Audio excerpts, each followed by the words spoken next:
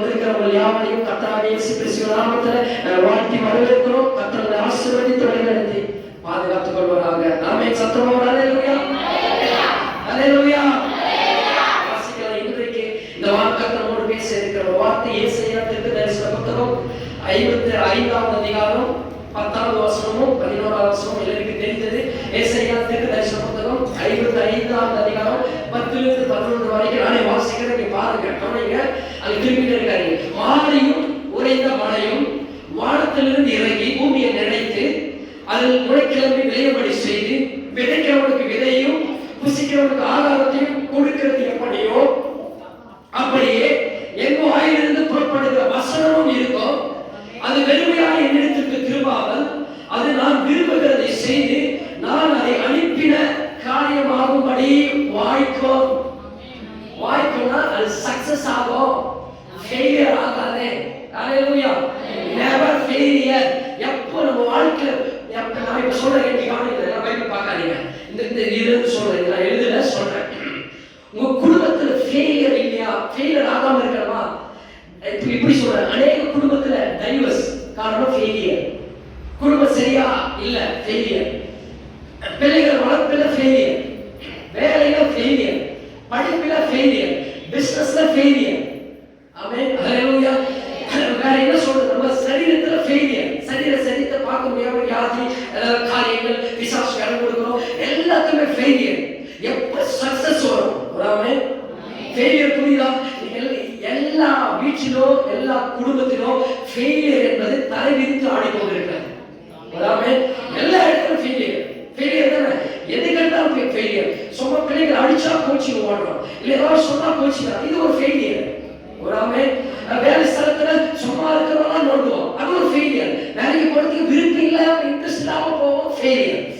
எது எடுத்தாலும் ஃபெயிலியர். ஆனா இன்னைக்கு ஆப்போசிட் என்ன சொல்றேன்? இந்த அடிப்படை காரியம் ஆகும்படி வாழ்க்கையோட சக்சஸ், வாழ்க்கையில சக்சஸ், ஃபேமிலியில சக்சஸ் ஆகணும்னா, குடும்பத்துல சக்சஸ் ஆகணும்னா, வேலையில சக்சஸ் ஆகணும்னா, பிள்ளைகள் வளர்ப்புல சக்சஸ் ஆகணும், பிள்ளைகளுடைய படிப்புல சக்சஸ் ஆகணும்னா, கர்த்தருடைய வார்த்தை நம்மை எப்பொழுதும் அதை நமக்குள்ள கிரியை செய்து கொண்டே இருக்கணும். வசனம் சொல்லுது, அப்படியே என் வாயிலிருந்து, கர்த்தருடைய வாயிலிருந்து புறப்படும் வசனம் இருக்கும். அது வெறுமையாக என்னிடத்திற்கு திரும்பாமல் நான் விரும்புகிறதை செய்து நான் அனுப்பின காரியமாகும்படி வாழ்க்கும். ஒரு ஃபெயிலியர் ஒருத்தர் இருக்கானா, கர்த்தருடைய வார்த்தை அவனுக்குள்ள போச்சுன்னா சக்சஸ் ஆகி வாழும். ஒரு அல்லேலூயா, அல்லேலூயா. சத்தம் நீங்க என்ன கத்த முடியும்? ஒரு அல்லேலூயா. வாழ்க்கையில நான் சொல்ற ஒரு ரகசியத்தை, தோல்வியானதை சக்சஸ் ஆகி மாற்றணும். இயேசுவின் நாமத்தில் இந்த வார்த்தையை கொண்டு சொல்றேன். குடும்பத்துல ஃபெயிலியரே பார்த்துட்டு இருக்கீங்களா? இன்னைக்கு ஒரு சக்சஸ் பார்க்கணும்னா, பிள்ளைகள் சக்சஸ் ஆகி வாழ வைக்கணும்னா, உங்க குடும்ப கணவர் மாறணும்னா, நீங்க செய்ய வேண்டிய ஒரே காரியம் என்ன தெரியுமா? கர்த்தருடைய வார்த்தை உங்களுக்குள்ள கிரியை செய்து கொண்டே இருக்கணும். அந்த வார்த்தை சொல்லுகிறதை நீங்கள் செய்யணும். ஆமென். அல்லேலூயா. சொல்லுங்க ஹல்லேலூயா. நம்ம நிறைய நேரத்துல என்ன பண்ணுவோம்னா, இந்த வார்த்தை கேட்கும் போது தூங்குவோம். நிறைய நேரத்துல நான் எழுப்பி நிக்க வைக்கிறதா, போய் எழுந்து போய் ஃபேஸ் வாஷ் பண்ணுவாங்க. ஏன்னா இந்த வார்த்தை உனக்குள்ள வந்தாதான் ஃபெயிலியர் சக்சஸ் ஆகி மாற்றோம். நீ எதில் ஒரு வாழ்க்கையில ஃபெயிலியரா இருக்கிறீங்களோ, கர்த்தருடைய வார்த்தை உனக்குள்ள வந்ததுன்னா, அந்த வார்த்தை உனக்குள்ள போன உடனே எல்லா தோல்விகளும் வெளியே புறம்ப தள்ளிவிட்டு வெற்றி ஜெயத்தை அது கொண்டு வரும். அல்லேலூயா. பொதுவாக கர்த்தர் சக்சஸ் ஆகி மாற்றுவார். சில நேரத்தில் நெருக்கடிகள் வரும், சில நேரத்தில் போராட்டங்கள் வரும், சில நேரத்தில் சூழ்நிலைகள் நமக்கு சாதகமா இருக்காது, சில நேரத்தில் நம்ம வாழ்க்கைக்கு எல்லாமே எதிரியா இருக்கும். ஆனாலும் நீங்க கொஞ்சம் அமைதியாய், கொஞ்சம் அடங்கி, கொஞ்சம் கர்த்தருடைய வார்த்தை என்ன சொல்லி இருக்கிறது அந்த வார்த்தையை கேட்டு அந்த வார்த்தையோடு கீழ்ப்படிந்து நடக்கும் பொழுது ஒரு நாள் கர்த்தருடைய ஜெயமாய் சக்சஸ் வைப்பார். நான் ஒரு நாள் ஒரு பிரேயர் சொன்னேன், அமாவாசை ஜபத்தெல்லாம் சொன்ன நினைக்கிறேன். மண்புழுன்னு சொல்லிட்டேன், மாத்தி சொல்லிட்டேன். ஆக்சுவலா மண்புழு இல்லை, நான் அதான் யோசிச்சேன். கம்பளி புழு பார்த்துருக்கீங்களா? எனக்கு தெரியல. மண்புழு அவங்க சிஸ்டர் கரெக்டாக சொன்னாங்க, அது மண்ணில் போடுறது. அது அவங்க சொன்னது அது கரெக்டு தான். நான் சொன்னது அந்த பூச்சி இல்லை, கம்பளி புழுன்னு சொல்லுவாங்க. பார்க்கறதுக்கு முள்ளுக்குள்ள ஒரு மாதிரி அனீசியா இருக்கும். தொட்ட உடனே ஒரு மாதிரி பழம் இருக்கும், ரொம்ப அரிசியா இருக்கும். அதுதான் கம்பளி புல். அதை வேற வீட்டில் எல்லாம் இருந்துச்சுன்னு தொட்டு பாருங்க, ரொம்ப கொடுமையா இருக்கும். அந்த கம்பளி புல் தான் அழகாய் பட்டர்ஃப்ளை. அல்லேலூயா. கம்பளி புல் பரிமாணம் மாறும் பொழுது அது சில இடத்துல மண்ணு அது கூடு கட்டி அதுக்குள்ள அதனுடைய சரீரத்தின் பாடுகளெல்லாம் ஏற்றுக்கொள்ளும் பொழுது அது அந்த கூடுக்குள்ள அடங்கி இருக்கும். அங்க வேதனை காற்று இல்லாம இந்த பக்கம் அந்த பக்கம் திரும்பினா உடம்பு சோதனை வரைக்கும் அந்த மண்ணுல வருஷம் வலி ரத்தம் வரும். இந்த வேதனை காப்பெல்லாம் ஒரு நாளைக்கு அது உழைத்து கொண்டு வெளியாய் வளர்த்து பூச்சி பட்டர்ஃப்ளையா பட்டாம்பூச்சியா பார்த்து வரும். அல்லேலூயா. அதை உலக எல்லாரும் பார்த்து நம்ம ரசிப்போம். நீங்க பார்க்க எல்லாமே ரசிப்பாங்க. அந்த கம்பெனியை கூட பார்க்கும்போது ஒருத்தரும் தொட மாட்டோம். அது எங்க வந்தது தெரியுமா? இங்கிருந்து தான் வந்தது. சில நேரத்தில் அதே அந்த பாடுகளையும் சூழ்நிலைகளையும் நெருக்கத்தையும் உபத்திரத்தையும் எல்லாவற்றையும் தண்ணி இல்லாம வெயில் இல்லாம காற்று இல்லாம அது அடங்கி கொஞ்சம் அமைதியா இருக்கும் பொழுதுதான் அதோட வாழ்க்கை மாறுகிறது. என்னால இருக்க முடியாதப்பா, 2 நாள் உழைச்சிட்டு வந்துருச்சா வாழ்க்கை மாறாது. நம்ம 2 நாள் ஃபாலோ பண்றோம், 2 நாள் கடைபிடிக்கிறோம், 2 நாள் சில காரியங்கள் செய்யறோம். 3 நாள் நம்மளால முடியாது. ஒரு ஆமை. அல்லேலூயா. நீ கடைசி வரைக்கும் நீங்க காத்திருந்து கர்த்தருடைய வார்த்தை எனக்கு சொல்லி இருக்கிறது. நிச்சயமாய் ஒரு நாள் கர்த்தர் என்னை உயர்த்துவார். நிச்சயமாய் ஒரு நாள் என் கணவன் மாறுவார். நிச்சயமாய் ஒரு நாள் என் மனைவி மாறுவாங்க. நிச்சயமாய் ஒரு நாள் என் பிள்ளைகள் மாறுவாங்க. நிச்சயமாய் ஒரு நாள் என் பிசினஸ் செழிக்கும், என் குடும்பம் செழிக்கும். நீங்கள் விசுவாசத்தோடு அமைதியாய் கர்த்தருக்கு காத்திருக்கிறவர்களோ புது பலன் அடைந்து கழுகுகளை போல சட்டைகள் அடித்து எழுவார்கள். அவர்கள் நடந்தாலும் இழைப்படையார்கள், ஓடினாலும் சோர்ந்து போகார்கள். அல்லேலூயா. சொல்லுங்க அல்லேலூயா. கழுகுகளை போல, கழுகு நான் நிறைய முறை சொல்லியிருக்கிறேன். இவ்வாறு தேவையில்லை சொல்லிடுறேன். கழுகு எத்தனை பேர் பார்த்திருக்கீங்க? வானத்திலே உயர்த்தல் பறக்கிறது தான் கழுகு. அல்லேலூயா. வானத்திலே உயரத்தில் பறக்கிறது தான் கழுகு. மற்றதெல்லாம் கீழே பறக்கும், அது மேல பறக்கும். ஆனா பறக்கிறத பார்த்திருக்கீங்களா? பறக்காது, அடிக்காது, சும்மா மாட்டாதான் அதிகமா இருக்கும். ஆனா போய் சேர வேண்டிய இடத்துக்கு போய் சேரும். அல்லேலூயா. இந்த கோழி பாருங்க, அடிக்கும், ஆனா நம்ம தலைக்கு மேல இருக்காது. அப்படியேதான் நிறைய பேர் குடும்பத்தை பட்டாசு வெடிக்கிறாவே ஒண்ணு சரக்கில்லை, அது உதவாதுன்னு அர்த்தம். குடும்பத்துல ஒரு யூஸ் கிடையாது. ஒரு அல்லேலூயா.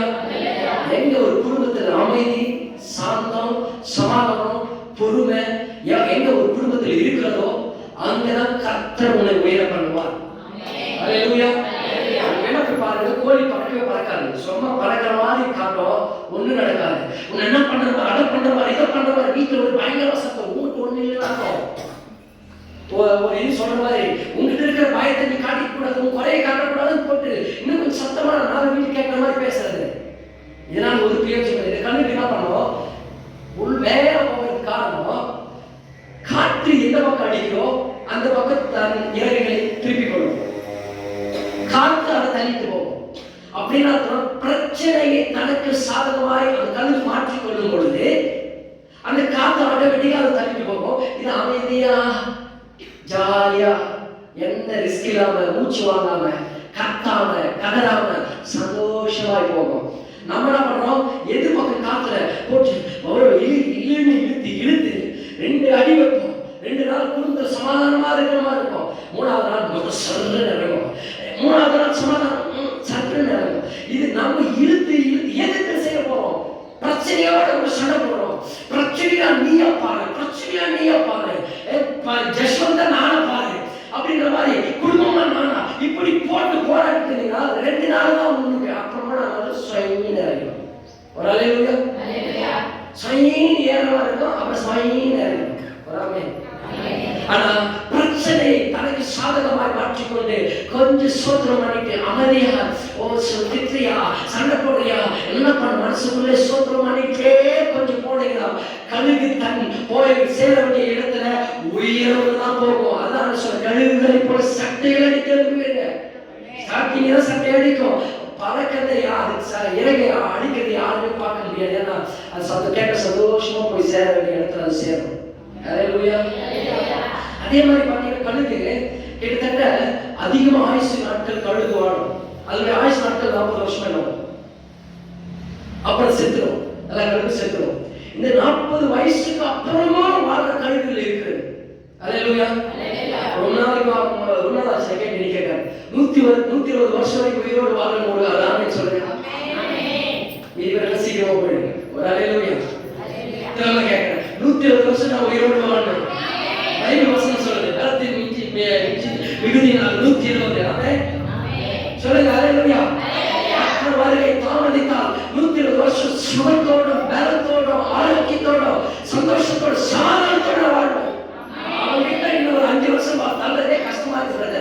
நோ, உங்க விசுவாசத்தை விட்டுறாதீங்க, நெகட்டிவ் அறிக்கை பண்ணாதீங்க. இந்த பூமியில என்ன வாழ முடியாது. இல்ல கர்த்தர் உனக்குள்ள இருந்தா வாழும். இந்த கழுகு என்ன பண்ணும்? 40 வயசு ஆயிடுச்சுன்னா வயசாயிடும், சாகிற நிலையில் வரும். அவங்க எழுப்பு மூஞ்சி கழிக்கும், மூஞ்சி கழிக்கும். அப்போ நான் 40 வயசாகிறவங்க இருந்தாலும் அப்படியே அந்த அளவுக்கு ஆனந்த சொர்க்கத்தில் அப்படியே தேன் வந்து பாய்ந்த காரணங்கள் என்ற மாதிரி இருக்கு. அப்படி தோக்கும் அப்படி வராமே. ஹல்லேலூயா. வளர்ந்து ஏழைக்காரு எழுந்து லேட்டா பாப்பா 3 மணிக்கு எழுந்து நல்லா பார்த்துட்டு இருக்கு. வராமே. ஹல்லேலூயா. அப்போ இந்த கழுகு 40 வயசான உடனே செத்து போயிடும். நல்ல கழுகு இது சாகத்துக்கு மனசு இல்லாம மலையுடைய உச்சியில் போய் உட்காரணும். உட்கார்ந்த உடனே அங்க போயிட்டு அந்த இறகுகளை தன் வாயால என்ன பண்ணும்? கிளி பிடிக்கி மொத்தம் போட்டுரும். மொத்த இறகுகளை பிடிக்கி போட்டுரும். இறகு பிடிக்கும் போது என்ன ஆகும்? கோழி இறகு பிடிக்கிறீங்க, சிக்கன் கைமா பண்ணும்போது என்ன ஆகுது? ரத்தம் வருதா? கோழி இறகு போடும்போது உயிரோட போய் போடணும். செத்து போடுறது பிறகு உயிரோட ரத்தம் வரும். இது பிடிக்க போட்டோம்னா உடம்பெல்லாம் ரத்தம் வரும். ரத்தம் பிடிக்க போட்டோம். அந்த நகெல்லாம் பயங்கரமா இருக்கும். அந்த நகத்தை என்ன பண்ணணும்? பாறையில் போட்டு உடைக்கும். உடைச்சுன்னா நகை அவசியமா எவ்வளவு வலி இருக்கும். பாறை போய் உடைச்சி வாயை கீழே நகத்தை கையில் இருக்கிற நகத்தெல்லாம் பிடிக்க போட்டு மூக்குல அந்த மூக்கு இருக்கு பார்த்தீங்கன்னா வாழை மாதிரி அதை போட்டு பாறையை உடைச்சி இப்படியே ரத்தம் உயிர் போகும். எல்லாம் போயிட்டு மலை உச்சின்னு இருக்குல்ல, வெயில் எவ்வளவு பக்கத்துல இருக்கும். போட்டு வெயில் பட்டவங்க எரிஞ்சு அப்படியே பயங்கரமா இருக்கும். ஹல்லேலூயா. கொஞ்ச நாள் தண்ணி இல்லாம வெயில் வேதனை கஷ்டம் அவமானத்தோட நிற்கும். யாருமே பார்க்க முடியாது. நின்ன கொஞ்ச நாளுக்கு அப்புறம் புதிய இறகுகள் வர ஆரம்பிக்கும், புதிய நகம் வர ஆரம்பிக்கும், புதிய மூக்கு ஓடு வர ஆரம்பிக்கும். ஹல்லேலூயா. அதுக்கடுத்து எல்லாமே வந்துட்டு வருது. திரும்ப அது பறந்து வர ஆரம்பிக்கும். முன்னேறவே காட்டிலும் அது பலம் கூடுமா இருக்குமா? முன்னேறவே காட்டில் அதனுடைய ஆயுசு நாட்கள் அதிகமா இருக்குமா? இதை நீங்க சர்ச் பைபிள் இது யூடியூப்ல எங்க ரிசர்ச் பண்ணி பாருங்க, படிச்சு பாருங்க. இது உண்மை. ஹல்லேலூயா. உன் வாழ்க்கை முடிய வேண்டிய உன் வாழ்க்கையே இன்க்ரீஸ் பண்ணணும்னா கர்த்தருடைய வார்த்தையை நீங்க கேட்கணும். கழுகு பாருங்க, அது கொஞ்சம் எல்லாமே தியாகம் பண்ணுது. வலி வேதனை நமக்கு எல்லாமே நல்லா இருக்கணும். டெய்லி ஒரு பெட் மேல படுத்துட்டு ரோஜா பூ மேல படுத்துட்டு இட்லி சாப்பிட்டு தோணணும் இருக்கணும். சில சவால்களை சந்திக்கணும், சில போராட்டங்களை சந்திக்கணும். ஹல்லேலூயா. சில நேரத்தில் கணவர் அடிக்கிறாருன்னா அதையும் வாங்கிக்கணும். ஆனா அடிக்கிறது கணவர் அது வந்து ஆண்டவர் மதிப்பாரு நாளைக்கு. ஒரு ஹல்லேலூயா. நீ சைச்சிட்டு போ, அவர் பதில் சொல்லுவார். ஒரு ஆமென். பைபிள் சொல்லுது மனைவியே புருஷனுக்கு கீழ்ப்படியுங்கள். கீழ்ப்படியணும். உறவாத கணவனாக இருந்தால் கீழ்ப்படியணும். அது புருஷனே உதாரணமாக ஒரு சுத்தி அடிக்கல. புருஷர்களே மனைவி இடத்தில் அன்பு கூறுங்கள். ஹல்லேலூயா. நான் சொல்ற பைபிள் சொல்லுது. ஆமென். அப்போ உதவாத மனைவியா இருந்தாலும் அன்பு கூறணும். பைபிள் சொல்லுகிறது. ஆமென். ஏன் நான் சொன்னேன்? ஓகே தெரியல. ஓகே. அப்போ அந்த இறகுலாம் வந்து அந்த கழுகு பறக்க ஆரம்பிக்கும், ரொம்ப தூரம் போக ஆரம்பிக்கும். இதெல்லாம் சில நேரத்தில் நம்ம வாழ்க்கை முடியும்னு இருந்தாலும் கர்த்தருடைய வார்த்தைக்குள்ள வந்தா ஆண்டவர் சொல்றாரு, ஏசாயா தீர்க்கதரிசியோட எசேக்கியேல் ராஜா கிட்ட போயிட்டு அவன் உயிரை நான் எடுத்துக்கொள்ள போகிறேன், நீ போய் நான் வீட்டு காரியங்கள் குறித்து ஒழுங்குபடுத்தபடி சொல்லுங்க, ஏன்னா அவன் உயிர் எடுத்துக்க போறேன். அடுத்த ராஜா யார் வரணும் என்ன வரணும்னு சொல்லிட்டு குடும்ப காரியங்களை கொஞ்சம் செட்டில் பண்ண தீர்க்கதரிசி மூலமா சொல்றாரு. சொன்ன உடனே இவர் போறாரு, பயந்துட போறாரு. அவன் ராஜா நீ போய் சாக போறன்னு சொன்னா என்ன துன்பப்பட்டவன நீ போ சொல்லுறது நான் இல்லைன்னு சொல்லு. நேரம் போனாரு வாசப்படி உள்ள போயிட்டு ராஜாவே இந்த மாதிரி கர்த்தர் எடுத்துக்கொள்ள போகிறார், உயிர் எடுத்துக்கொள்ள போகிறார், எல்லாம் வீட்டுக்காரரை கொடுத்து ஒழுங்குபடுத்த சொல்லிட்டு ஒரே ஒன்று ஒடியாந்துட்டான். எங்க பிடிச்சு ராஜபுர போட்டு தள்ள போறாரு. வாசல் படி தாண்டுறாங்க. தாண்டத்துக்கு முன்னாடி ஒரு சத்தம் வருது. ஏசாயா தீர்க்கதரிசியே, என்ன ஆண்டவரே திரும்பவும் போ. நான் கேட்கிறேன், என்னத்துக்கு திரும்பவும் போ? போயிட்டு உன் ஆயுசு நாட்களோட 14 வருஷத்தை நான் கூப்பிடுறேன். ஒரு அல்லேலூயா, ஆமென். எப்பறம் நீங்க நினைக்கிறது ஒரு ஒரு வண்டியோட லைஃப் 14 வருஷம் கரெக்டா? ஒரு எக்ஸ்ட்ரா ஒரு லைஃப் நான் தரேன். இது கிரேஸ் எக்ஸ்ட்ரா பீரியட் தரேன் சொன்ன உடனே ஒரு கம்பெனி கண்ணு ஒன்றும் புரியல, காலகால புரியல, அப்படியே பயங்கரமா பயத்தோடு இருக்கிறாரு. இப்பதான் சாவுன்னு சொல்லிட்டோம்ல. இப்போ சாக வேண்டாம் 14 வருஷம் இருக்குன்னா ராஜாவுக்கு கோவம் வராங்க. மினிஸ்டர் போல இருக்கிறாரு. ஆமென், ஹல்லேலூயா. பயந்துட்டு திரும்ப அவரு பயந்துட்டு போறாரு. நீ போன உடனே அவர் போய் சொல்றாரு, 14 வருஷம் ஆண்டு ஆயுஷ் நாட்களை கூட்டி இருக்கிறாரு. பாப்பா 14 வருஷம் ஆயுஷ் நாட்களை கூட்டி இருக்கிறாரு சொன்ன உடனே அப்போ ஆமா எனக்கு தெரியும் சொல்லி ஆண்டவர் நன்றி சொன்னேன். என்ன காரணம்னா, இவரது வாசப்படி தாண்டத்துக்குள்ள சோர் பக்கமாய் திரும்பிட்டு, ஆண்டவரே இந்த உயிரை ஏன் எடுக்கணும், நான் நல்லதுதானே செஞ்சேன், நான் இன்னும் வாழணும்னு சொல்லிட்டு ஆண்டவர்கிட்ட முறையிடுறாரு. கேட்ட உடனே அவர் வாசப்படி தாண்டத்துக்குள்ளே ஜெபம் கேட்கப்பட்டது. அந்த ஜெபம் கேட்கப்பட்டு தீர்க்கதரிசிக்கு இருந்து ஆண்டவர் பேசுறாரு. இதெல்லாம் கர்த்தர் செய்யறது. நினைச்சாருன்னா ஒரு நாள் இல்லை, ஒரு நொடி பொழுது அவர் இங்கிருந்து இந்த கேட்டு தாண்டத்துக்கு எவ்வளவு நேரம் ஆகும்? அந்த நேரத்துக்குள்ளே அற்புதம் செய்ய முடியும்னா, அந்த வார்த்தை சொல்றது உண்மைனா, கர்த்தருடைய வார்த்தை இன்னைக்கு உங்களை தேடி வருதா? கர்த்தர் நினைச்சாருன்னா இந்த செகண்டே உங்க வாழ்க்கையை மாற்ற முடியும், குடும்பத்தை மாற்ற முடியும், பேரை மாற்ற முடியும், கர்த்தருடைய ஆசீர்வதிக்க முடியும். 14 வருஷம் நடக்காதது இந்த 14 நொடிகள் நடக்கும். ஹல்லேலூயா. கர்த்தருடைய வார்த்தையை நீங்கள் கேட்டு கர்த்தருடைய வார்த்தையை செவி கொடுக்கணும். அந்த வார்த்தை உங்கள் வாழ்க்கையை மாற்றும். அதான் சொல்லுவாங்க, அவன் வாழ்க்கையில ஃபெயிலியர் சாக போறான். ஆனா வார்த்தை வந்த உடனே சக்சஸ் ஆகி மாறினது. நீங்க சொல்றேன், கர்த்தருடைய வாயிலிருந்து வசனம் சொல்றது, மாறி உடைந்த மழை வானத்திலிருந்து இறங்கி பூமியை நினைத்து அதை முளை கிளம்பி விளைபடி செய்து விதைக்கிறவனுக்கு விதையை புசிக்கிறவனுக்கு ஆகாரத்தை கொடுக்கிறதே முடியும். ஹல்லேலூயா. ஒரு வருஷமா விதைக்கிறவனுக்கு விதைன்னு சொல்லிட்டு ஒரு தலைப்புல 3 வருஷமா 1 வருஷமா கண்டிப்பா பிரசங்கம் பண்ணியிருக்கிறோம். அப்ப என்ன விதை என்பது வானத்திலிருந்து மழை வந்தாதான் விதை கிளம்பும். அப்போ விதை விதைச்சுன்னு வச்சுக்க, அந்த தண்ணி வந்து மழை வானத்திலிருந்து வருதுன்னா அது வந்து அந்த நுழையை கிளம்பி விளைபடி செய்து, அப்போ விதை யாரெல்லாம் விதைக்கிறானோ அவங்களுக்கு விதையை கொடுத்துட்டு, யாரெல்லாம் சாப்பிடணும் அவங்க சாப்பிடுற ஆகாரத்தை கொடுத்துட்டு தான் அது தண்ணி திரும்ப ரொட்டேட் ஆக மழை வானத்துக்கு திரும்ப எடுத்துக்கொள்ளப்படும். இது சர்க்கிள், இதுதான் சுழற்சி. அப்போ எப்படி அந்த தண்ணி வந்து இங்க பூமியை நினைச்சு முளை கிளம்பி விளைபடி செய்கிறது உண்மை எப்படியோ அப்படியே வாயிலிருந்து புறப்பட வசனம் இருக்குன்னு உதாரணத்துக்கு நான் சொல்றாரு. அது பெருமையான இடத்துக்கு திரும்பாது.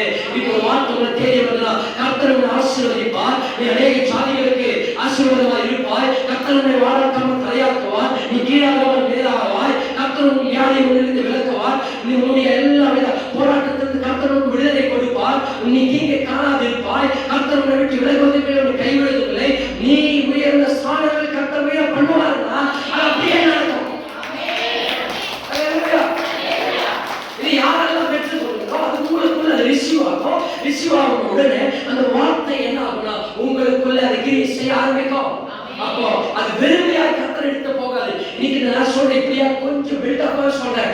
இந்த பைபிளுக்கு நின்று உரைக்கப்படுகிற பேசப்படுகிற கர்த்தரால் பேசப்படுகிற ஒவ்வொரு வார்த்தையும் நிச்சயமாய் ஒரு நாள் உங்கள் வாழ்க்கையில் அது நிறைவேறும். விசுவாசின் சத்தமாக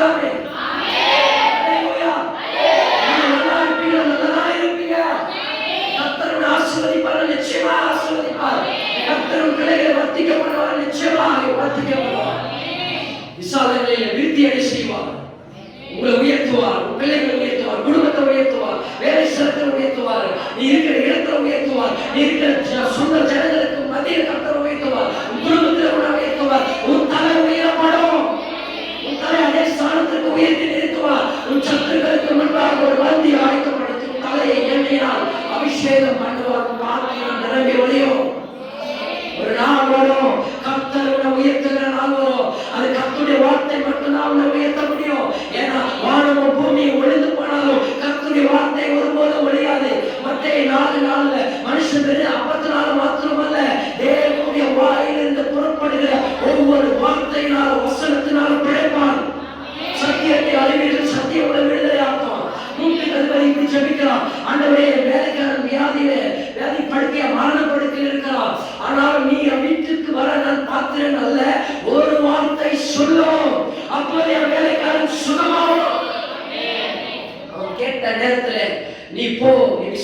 சொன்னபடியே அவன் சுகமாயிட்டான் சொன்னவனே அவன் வீட்டுக்கு போய் பார்க்கிறான், வேலைக்காரன் சுகமா இருக்கிறான், சாவு கிடைத்தவன் சுகமா இருக்கிறான். கேட்கிறான், எப்படி அவனுக்கு சுகம் வந்தது, எந்த நேரத்தில் வந்தது? ஓ, இதை நேற்று 3 மணிக்கு சுகமாகலாம். ஓ, நேற்று 3 மணிக்கு நான் கர்த்தரோடு பேசின நேரம்.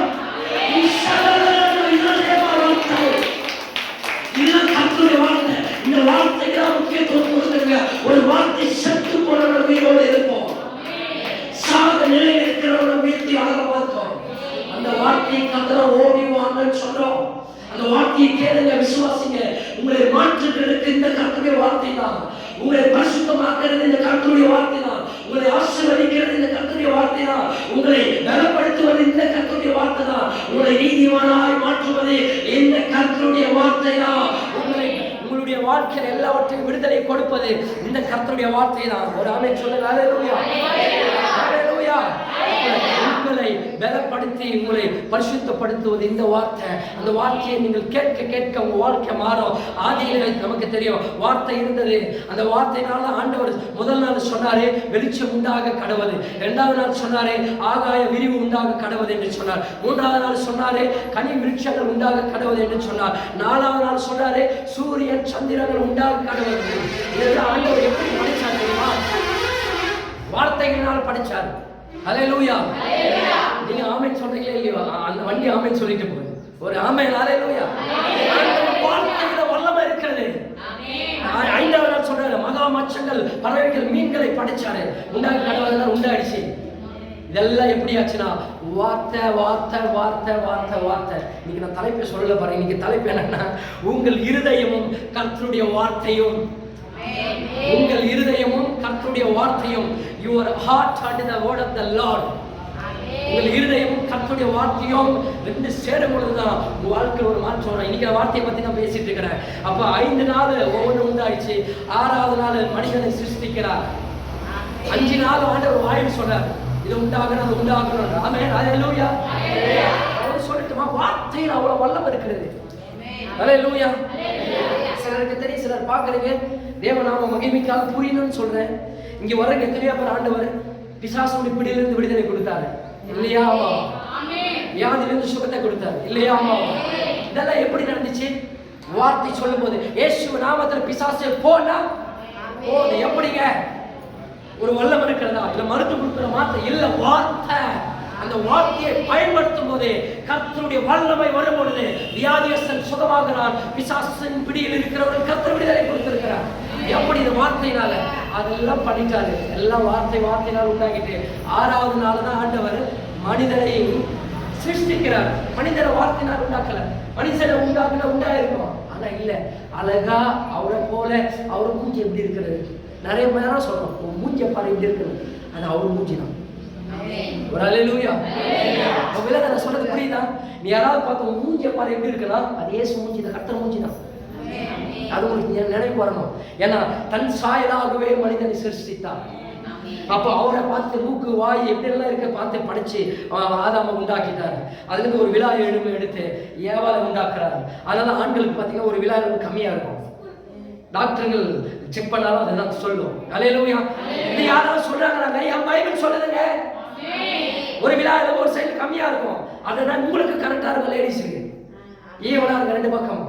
அப்ப காரணம் எங்களுடைய ஒரு விழா எலும்பு தான். அதுதான் ஆணும் பெண்ணும் ஒரு திருமண வாழ்க்கையில இணையும் போது ஒரே சரீரமா இருக்கிறார்கள் என்று. ஹல்லேலூயா.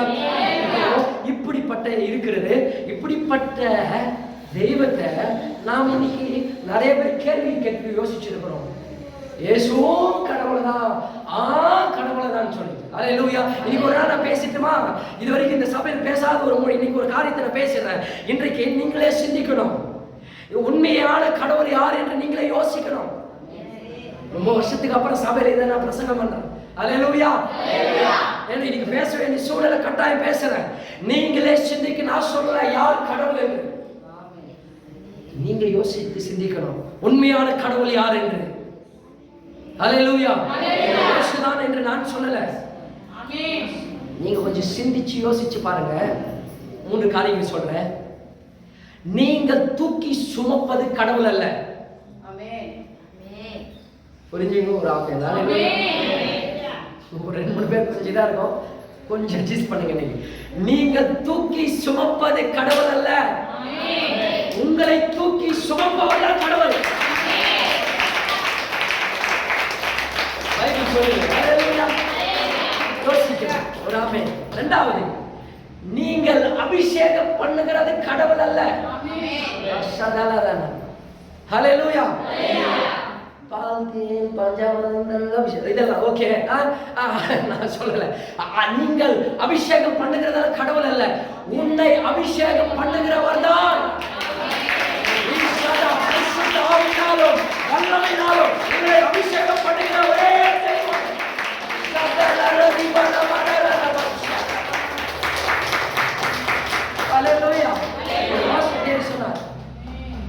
உங்களை உயிரை வாங்குவது கடவுள் அல்ல, உனக்காக உயிரை கொடுப்பவதுதான் கடவுள். 2000 வருடங்களுக்கு முன்பாக கடைசி சொட்டு ரத்தம் ஜீவனை கொடுத்த ஒரே தெய்வம் உன் ஆண்டவராகிய இயேசு கிறிஸ்து மட்டுமே.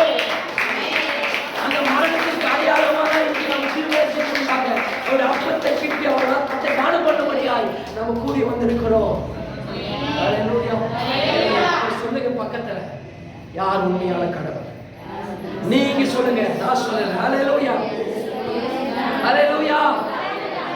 அவர்தான் மெய்யான தெய்வம். 6வது நாள் மனுஷனை உண்டாக்கிட்டாரு. 7வது நாள் கவனிங்க, 7வது நாள் 6 நாள் மனுஷனை கடைசியான மனுஷனை உண்டாக்குறாரு. 7வது நாள் ஓய்ந்திருந்தார். ஹல்லேலூயா. இதுதான் 7வது நாள் ஞாயிற்றுக்கிழமை நம்ம ஓய்ந்திருக்கணும். இன்னைக்குதான் எனக்கு கலெக்டர் வேலை இருக்கு, போய் நான் பச்சை பெட்டில் சைன் பண்ணணும். நான் போன கம்பெனி க்ளோஸ் ஆகிடும், இல்லை நான் போனது இதாகிடும். வராமே இன்னைக்கு தான் நம்ம என்ன பண்ணுறோம், உலக காரியங்களில் ஓடுறோம். ஒரு 2 மணி நேரம் கர்த்தருக்காக வந்து நம்ம நேரத்தை செலவிட முடியல. ஹல்லேலூயா. அதனால தான் சர்ச்சுக்கு வாங்கன்றோம். அதனால தான் ஞாயிறு ஆராதனை ஆண்டவரே என்ன சொன்னாரு, 5 நாள் வேலை செஞ்சாரு, 6வது நாள் மனுஷனை படிச்சாரு, 7வது நாள் அவர் ரெஸ்ட் எடுத்தாரு. அந்த ஓய்வு நாளை கொண்டாடும்படியாக நம்ம ஆலயத்திற்கு வருகிறோம். ஹல்லேலூயா. அப்ப கர்த்தருடைய வார்த்தை என்ன பண்ணிச்சு, வெறும் தண்ணீரை திராட்சரசமாய் மாற்றினது, குருடரின் கண்களை திறந்தது, செவிடரின் செவிகளை திறந்தது, சப்பானிகளை எழுப்பி நடக்க பண்ணினது, குஷ்டரோகியை சுகமாக்கினது, மரித்தவர்களை உயிரோடு எழுப்பினது, மாறாவின் தண்ணீரை மதுரமாய் மாற்றின அந்த வார்த்தையை அனுப்பியே அற்புதங்களை செய்தார். அடையாளங்களினாலும் வசனத்தை உறுதிப்படுத்தினார். ஆமென் சொல்லுங்க. ஹல்லேலூயா, ஹல்லேலூயா. அப்போ நீங்க இன்னைக்கு கொஞ்சம் யோசிக்கணும். லூக்கா 10வது அதிகாரம் 38 வசனம் 38லேருந்து 42 வரைக்கும் படிச்சீங்கன்னா தெரியும், படிக்க வேண்டாம். மார்த்தாள் மரியாள் இருந்தார், அதுவும் நான் சொல்லி முடிக்கிறேன், மீதி அடுத்த வாரம் கண்டினியூ பண்ணுவோம். மார்த்தாள் மரியாள் இருந்தாங்க 2 பேரும். அவங்க வீட்டுக்கு இயேசு போறாரு. ஹல்லேலூயா.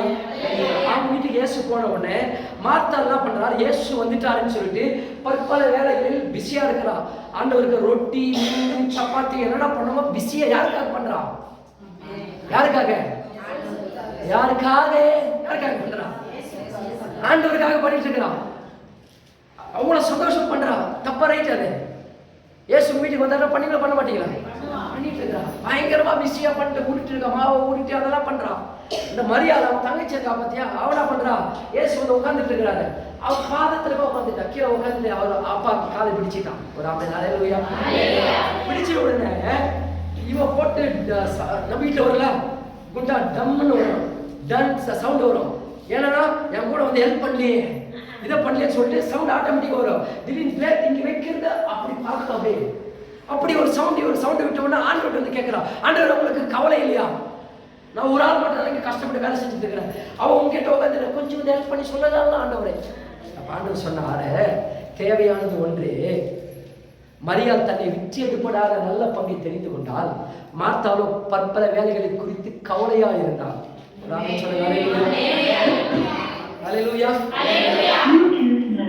அப்ப சொல்லிட்ட உடனே அவர் சொல்ற உடனே அவர் சொல்ற காரியம் தெரியுமா, ஆண்டவர் சொல்றது தெரியுமா, சாப்பாடு முக்கியம் இல்லை, அது முக்கியம்னா என் வார்த்தையை நீங்க கேட்கணும், என் பாதத்தில் அமர்ந்து இருக்கணும் என்று ஆண்டவர் சொன்னார். ஆண்டவர் விரும்பினார். ஹல்லேலூயா. அப்படின்னா நம்ம சாப்பாடு செஞ்சுட்டு வர்றது முக்கியம் இல்லை. ஹல்லேலூயா. சமைச்சிட்டு வர அதனால சர்ச்சைக்கு லேட் ஆயிடுச்சு. இங்க வசனம் சொல்லுது, ஹல்லேலூயா, சாப்பாடு முக்கியம் இல்லை. புரியுதா? கிரிஜா சிஸ்டம் வீலா சிஸ்டம் 2 பேரும் சாப்பாடு செய்யுங்க. சாப்பாடுக்காக நான் நேரம் லேட் ஆயிடுச்சு, மூஞ்சி தூக்கி வச்சு இருந்தாலும் ஒன்றும் இல்லை. ஆமென். ஹalleluya.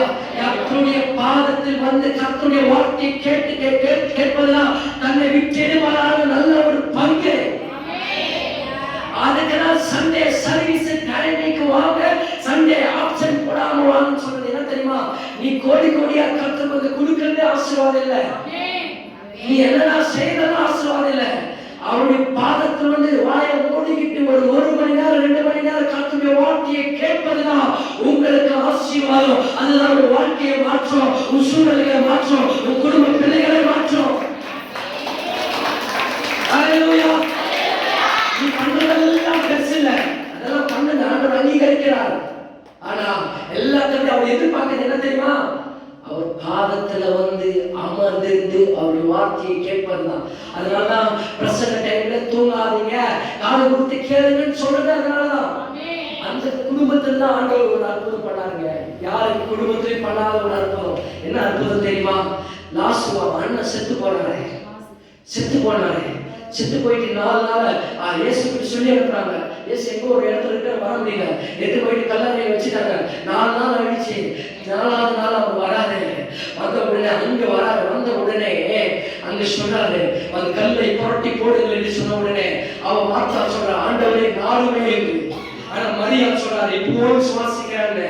காரணம், வார்த்தை கேட்கறவங்களுக்குள்ள விசுவாசம், ரொட்டிய உருட்டுறவங்களுக்குள்ள அவிசுவாசம். நாளுமே இந்த பிரச்சனை அதிகமாகுமே, வியாதி அதிகமாகுமே, இந்த கஷ்டம் அதிகமாகுமே, அப்படி பேச ஆளு கர்த்தருடைய வார்த்தை உள்ள இல்ல, சரக்கு உள்ள இல்ல. நான் சொல்றது இல்லையா? ஆமென். முடிச்சிட்டேன். ஹalleluya.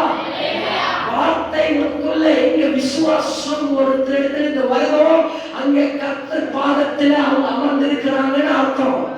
இதெல்லாம் முடியாது, இதெல்லாம் ஆகாது, இதெல்லாம் அவ்வளவுதான் ஊத்திக்கிச்சுன்றாங்களோ அங்கு கர்த்தருடைய வார்த்தை இல்லை. அவன் முடியாது என்றா இவன் விசுவாசிக்கலாம். லாசரு வெளியே வரான்னு சொன்ன உடனே செத்து போய் 4 நாள் கழிச்சு அவன் உயிரோடு வெளியே வரான். அதுக்கு ஒரே ஒரு காரணம், நான் வெளிப்பாட்டு நான் சொல்லிடுறேன், இருந்த கைத்தட்டாங்க சொல்லிட்டு கைத்தட்டுங்க. ஒரே ஒரு காரியத்தை என் வெளிப்பாட்டில் சொல்றேன். ஏன் தெரியுமா?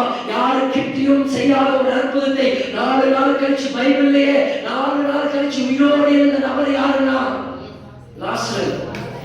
இயேசுவே 3ஆம் நாள் உயிரோடு இருந்தாரு. 4ஆம் நாள் உயிரோடு இருந்த லாசரு. காரணம் என்ன தெரியுமா? கர்த்தருடைய பாதத்தில் அமர்ந்த வார்த்தையை கேட்கிறவர்களுக்கு மரித்து 4 நாள் ஆனாலும் 4 நாளும் கர்த்தருடைய வார்த்தை உள்ளே இருந்தால் ஜீவனை கொண்டு வந்து இப்ப கையை தட்டுங்க.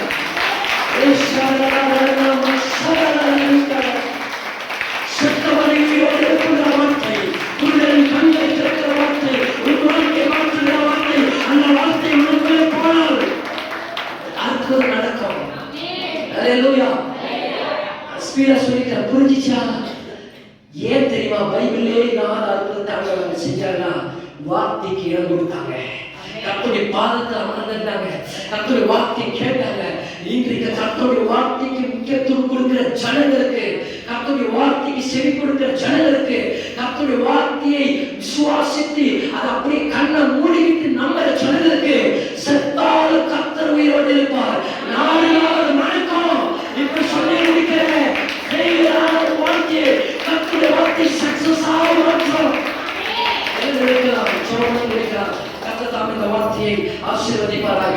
அடுத்த வாரம் மீதி தொடர்ந்து நம்ம மீதி காரியம்